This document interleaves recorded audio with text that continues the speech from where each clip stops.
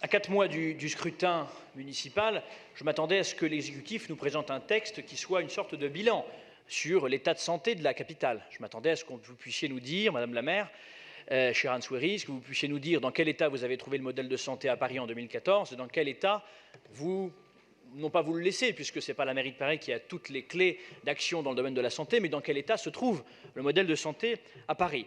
En réalité, ce texte, il n'y a pas véritablement ce bilan auquel on pouvait s'attendre. En réalité, on a plutôt affaire à un état des lieux. Alors, c'est un état des lieux qui, d'une certaine manière, est assez encourageant. Je voudrais, par exemple, parler du dépistage de certaines maladies sur lequel la mairie est très, très engagée. Je pense en particulier au dépistage du cancer, à la lutte contre la drépanocytose. Je pense aussi à l'implication de la mairie de Paris dans le lien qui doit être établi entre la santé d'une part et la grande exclusion d'autre part. Et je voudrais parler du coup, une petite incise, d'un certain nombre de publics qui sont particulièrement fragiles, en particulier des femmes enceintes à la rue. 80 d'entre elles sont accueillies chaque mois à l'Hôtel Dieu, je tenais à le dire. Donc de ce point de vue-là, c'est un état des lieux plutôt encourageant. Il y a quand même dans cet état des lieux des choses qui me préoccupent, notamment la prévention du surpoids. Je pense que la mairie de Paris aurait pu être plus active, plus présente à l'école, puisque la mairie de Paris, pour le coup, maîtrise complètement ce type d'équipement, pour inciter les enfants à découvrir un rythme alimentaire adéquat et notamment pour donc faire face au surpoids. C'est un état des lieux qui, par ailleurs, je trouve, est un petit peu incomplet parce qu'il y a un certain nombre de grands défis de santé publique dans les grandes villes qui ont été, je trouve, négligés, voire même complètement absents dans cette communication. Je pense en particulier à 2 enjeux. Premier enjeu qui est celui de la santé mentale. Nathalie Maquois en a parlé un petit peu avant moi, comme quoi c'est un sujet qui est vraiment transcourant. Santé mentale, derrière lequel se situe en fait le sujet de la dépression, derrière lequel se situe le sujet de la santé au travail avec les burn-out, avec les bore-out. Et je pense que c'est un sujet sur lequel toutes les municipalités de grandes villes devraient être davantage présentes. Vous parlez de troubles psychiatriques dans la communication, mais je trouve que ce sujet-là n'a pas été suffisamment creusé. Un sujet, là, pour le coup, sur lequel il n'y a quasiment rien, c'est les AVC. Bon, ça va être le mal du XXIe siècle dans les grandes métropoles. C'est un mal qui touche maintenant de plus en plus les jeunes générations. Et je regrette que la mairie de Paris n'ait pas mis davantage d'action, n'ait pas initié davantage d'actions dans ce domaine-là, même si naturellement, dans le domaine de la prévention, beaucoup de choses ont été faites.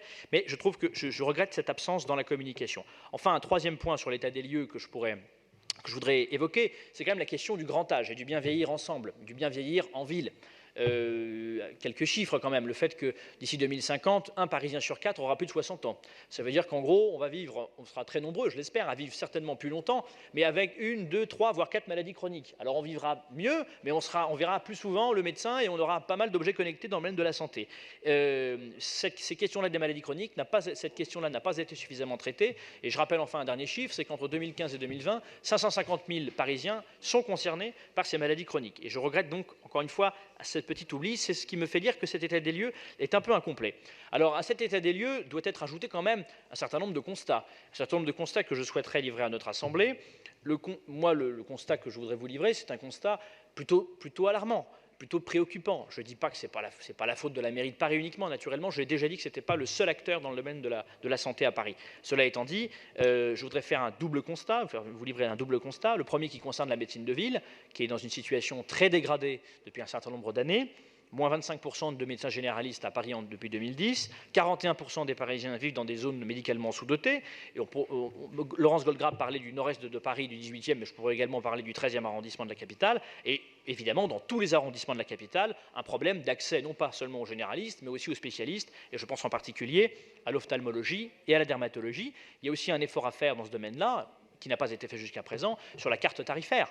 Il y a beaucoup de médecins qui sont en dépassement d'honoraires et face à l'échelle tarifaire et face au délai de traitement, eh bien, il y a beaucoup de Parisiens qui renoncent à se faire traiter, qui renoncent à aller chez le dermato ou chez l'ophtalmo. Et c'est ce qui fait dire à l'ARS que d'ici 2025, le nombre de consultations va considérablement baisser avec des baisses de 20 à 30% pour ce qui concerne l'ophtalmologie. Face à ce constat sur la médecine de ville, qui est plutôt négatif, il y a aussi le constat sur la médecine hospitalière. On l'a dit à plusieurs reprises, la situation de la PHP financière est plutôt préoccupante, même si elle a tendance plutôt, même si les derniers chiffres sont un petit peu plus rassurants. La perte consolidée quand même pour 2018 est de 121 millions d'euros. Et évidemment, ça a des conséquences puisqu'il faut prendre des mesures d'économie, parfois des mesures d'économie qui sont faites avec un petit peu, je trouve, un peu trop souvent avec un rabot. Et c'est ce qui pose problème en partie avec les urgences et avec les suivis post-opératoires. Je rappelle que sur le virage ambulatoire, on est encore à Paris très en retard. Et pourquoi je parle de médecine de ville et que je parle de médecine hospitalière, c'est parce que aussi entre ces deux médecines-là, le lien n'est pas suffisamment fait, le lien n'est pas suffisamment irrigué, il n'est pas suffisamment, il n'est pas suffisamment travaillé. Et je pense que de ce point de vue-là, la mairie de Paris détient un levier considérable dans ce domaine-là. La mairie de Paris pourrait tout à fait jouer un rôle de coopération entre ces deux médecines-là. Elle pourrait le faire notamment avec la santé numérique, et c'est la raison pour laquelle le groupe PPCI que je représente s'était beaucoup engagé en faveur de l'open data santé, des objets connectés dans le domaine de la santé. Paris a la chance d'être une ville particulièrement connectée. Les Parisiens sont très familiers des objets connectés. Et il faut faire vraiment le pari de la santé connectée pour relier davantage la médecine de ville, la médecine hospitalière.